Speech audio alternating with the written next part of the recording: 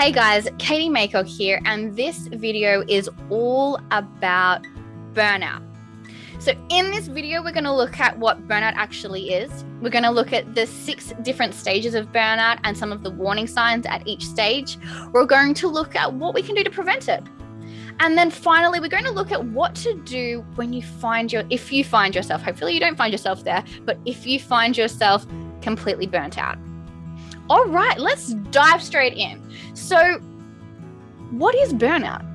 So burnout is exhaustion physically, mentally, and emotionally from prolonged stress. Now that stress can be anything. However, if you Google it right now, it's going to come up with a lot of workplace stress, which makes sense right now. However, anything that can cause stress for a prolonged period of time can cause burnout. So just keep that in mind.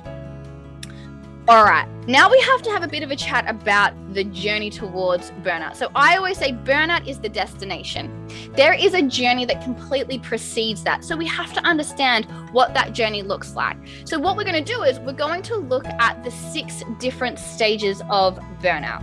So let's get started. Let's dive straight in. So stage 1 burnout is what I call excitement. Now, you might be sitting there thinking, how can any type of stress feel like excitement? Now, you can also transfer that name to nervousness as well. However, what I'm trying to get across in stage 1 burnout is that feeling of adrenaline. So at this stage, we've probably got a lot of adrenaline pumping through our body, and it actually is helping us get from point A to point B. And it can actually be used like a fuel. So at this stage, you might be feeling quite motivated, quite driven, quite focused, regardless of the stress. But it's also there. It can also create a situation where you're not sleeping a lot. You might be sacrificing your exercise. You might be sacrificing your diet, but you're not at this stage probably feeling that bad from that. But then that leads us into stage 2. So stage 2 burnout is called working a little bit harder. So here's the thing about adrenaline. Adrenaline isn't a limitless source that we can just keep tapping into for a prolonged period of time. It does sort of dry up, and that can actually leave us in a state of feeling quite tired. Now, in stage 2, you've created a situation from stage 1 where you're probably working a lot of hours or you're doing a lot of different things. And because in stage 1, you didn't feel that tired, it felt sustainable. Now, this is when you start realizing, actually, that's probably not quite sustainable. The late nights are probably catching up with you, the lack of exercise, and maybe the diet choices that you're choosing are actually starting to catch up with you. So you're starting to feel a little bit more fatigued. But that's not to say that you're feeling completely overwhelmed. It's just you're starting to realize you have to work a bit harder to get the results that you were getting in stage 1. All right. So what happens after that is we start sinking into stage 3. Now, stage 3 of burnout is frustration. Now, what I mean by that is you've probably had to push quite a bit harder in stage 2 to get the same results or do the same types of things that you were doing in stage 1. But what you've found is that you're getting quite tired. Those late nights are really catching up with you now, and you're starting to get a bit frustrated because you're not either able to do what you were doing in stage 1, and it's really starting to affect you. So you might have gone from somebody who is quite cool, calm, and collected to actually having, being short-tempered. Maybe you're snapping a little bit more. Other warning signs at this stage of frustration is you might actually be feeling that brain fog coming in as well. You're not able to concentrate as much as you were able to. You might start making a few mistakes. Maybe your memory is diminishing a little bit, so you're forgetting really simple things at this stage as well. Other things to look out for is maybe you're actually becoming quite passive or withdrawn. Maybe you've stopped hanging out with your friends and family as much at this stage as well because you're feeling a little bit frustrated because you're focusing on that stress that's causing that stress. Okay, so that's stage 3, and this is where the warning signs are actually a little bit more noticeable, probably from other people as well. So if you find yourself at work and you've got, you might have your manager coming up to you saying, so when you're at work, maybe you're not performing as well as what you were doing before. And if it's other stresses as well, maybe you're just a bit more forgetful. You're not able to do what you were doing before. But that leads us into stage 4. So stage 4 burnout is what I call denial and illness. So this is a really interesting aspect to burnout, and especially stress. So I talk a lot about the impact that stress has on the body and the mind. Now, this is where the body is really starting to take a bit of a hit. So you're probably feeling very fatigued at this stage. You're probably waking up feeling tired, grumpy, maybe overwhelmed. You might even be waking up feeling a bit anxious as well at this stage. But also the other parts of the body to pay attention to is maybe your gut health is starting to take a bit of a hit. So I want you to think about this just quickly. So think about either somebody that you know or yourself who has a gut health issue. So somebody who might have IBS, allergies, or intolerance, or anything like that. This is a stage where it might become quite present. So a lot of us have had gut health issues, and I promise I'll do another video just solely on gut health because it is a really important topic. But in stage 4, this is where these symptoms can really start becoming heightened. The other thing that happens in prolonged stress is that our immune system gets weakened. So we might actually start becoming a little bit more sicker. We might be finding that we're actually not able to overcome illnesses as easily, and we might actually start noticing that we have some inflammation throughout the body as well. But this is the worst part, is when we look at the denial aspect of stage 4, you might actually be in a stage of denial, understanding that stress is really impacting you. So a lot of people suffer from a denial phase at this stage. They're just wanting to do what they need to do. They can't see a way out of it, and they keep going. So stage 4 is when things start to become quite a bit hairy. Then we lead into stage 5. So stage 5 of burnout is apathy. Now, you don't want to get to this stage. This stage of burnout is when you just stop caring. You might be also a little bit cynical at this stage as well. So you stop caring about your work. You might be stop caring about other things that are going on in your life, your social life, your friends, your family. You just become a little bit apathetic. Now, this is when burnout is really starting to take hold of you. You haven't completely burnt out yet, but you're really starting to show signs. You're very close to completely burning out. Now, stage 6, you've reached your destination. You've completely burnt out. At this stage, you're probably mentally very fatigued. So you're most likely not able to concentrate. You're probably not very motivated or driven at all. Your memory is probably taking a massive hit at this stage. You're probably finding that you are very forgetful, and it can be quite concerning, right? Especially if you're young, to start having a memory go on you. Physically, you are completely run down.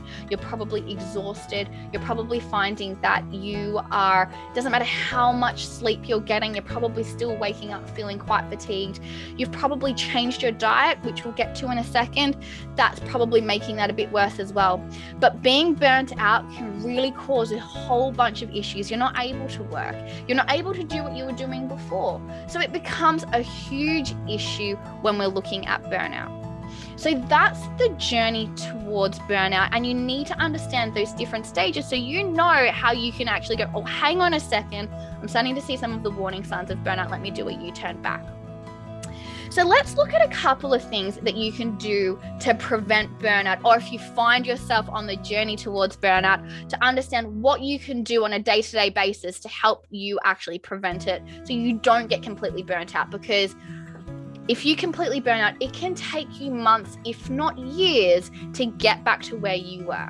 So some of the things that I look at especially when we're looking at burnout to prevent it, is we look at diet, exercise, and sleep. So let's talk about sleep for a second. So sleep is definitely an important part when we're looking at managing stress and preventing burnout as well. So a lot of the times people sacrifice their sleep to do more, or maybe they can't switch off and things like that, but making sure that sleep is a priority. So science has shown us that everyone needs anywhere between 7 to 9 hours of sleep a night. So making sure that you are getting those 7 to 9 hours of sleep a night. Now, I'm going to do a bit of a longer video on how to get a proper night's sleep in a couple of weeks, but making sure that you to make sure that you're not sacrificing your sleep, you're getting that 7 to 9 hours.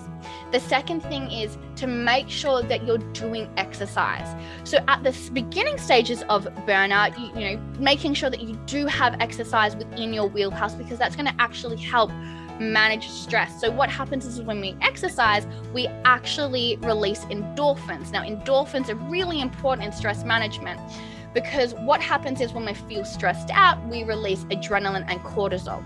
What endorphins do, they actually lower that cortisol, which can actually help us feel less stressed out as well. So making sure that we're exercising throughout burnout. Now, as the stages progress, making sure that your exercise regime matches that. So at the beginning stages, you might be able to do your high intense interval training, your weight training, and really incorporate that into your daily routine.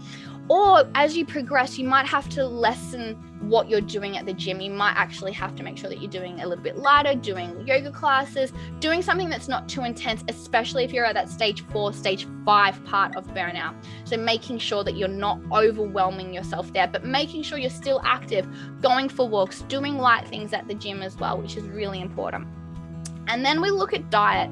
So diet is a massive part of managing stress and preventing burnout as well, especially when we're looking at the gut health. I will do a separate video on this because it is really important, but the basics to look at when you're looking at your diet is make sure that you are not using caffeine as a way to make sure that you're feeling awake, because hey, if you're not sleeping much, or you're feeling very exhausted, it's easy to transition into that caffeine intake, but that can actually prevent us from having a proper night's sleep as well. So make sure you're not substituting sleep with caffeine. The other thing is as well, make sure that you're not using alcohol as a way to manage stress. It can again impact the way we sleep, but can also impact our mental fortitude as well. The third thing as well is to make sure that you are eating whole food. So when you look at your plate, make sure that 80% of your plate is filled with plant-based products. So that can also include your carbohydrates, whether it's pasta, grains, all that kind of jazz, potato, but you do want bulk of your plate to be those vegetables. So eating an array of different colors is really important. 15% of your plate should also be made up of a protein source. So whether that is meat-based, if you are a vegan or vegetarian, making sure that you are getting enough protein in there is really important as well. And then the other 5% is making sure you're getting a good quality fat into your diet as well. Very, very important, especially when we're looking at managing stress and preventing burnout. So those are the 3 things that you need to be focusing on a day-to-day basis when you're looking at preventing burnout. The other thing that you have to look at is really understanding your stress. So that prolonged stress, understanding 2 things. First thing, what is that stress? And can you remove that stress? Is that feasible? Can you remove that stress? The other aspect is looking for different ways to manage it. Now, let's get to the point if you've completely burnt out. Now, if you've completely burnt out, you really might want to look at getting some professional help. So speaking to a qualified therapist, speaking to a coach or something like that to help you understand how did you get there and what you need to do to rebuild yourself, because you need to rebuild yourself physically, emotionally, and mentally at this stage as well. I would also recommend, if you're really struggling to manage with your stress and anxiety, making sure you are speaking to a professional. Speaking to a qualified therapist can really help you understand what that stress is, how to manage it, and what you can do to create some boundaries and also to prevent yourself from getting into burnout as well. So that is the burnout video. I know there was a lot to cover, and I promise there will be some more videos coming out about gut health, diet, exercise, and sleep to help make sure that you are managing stress and anxiety and you are not falling into the trap of burnout. All right, guys, I hope you enjoyed this video, and until next time, take care of yourself.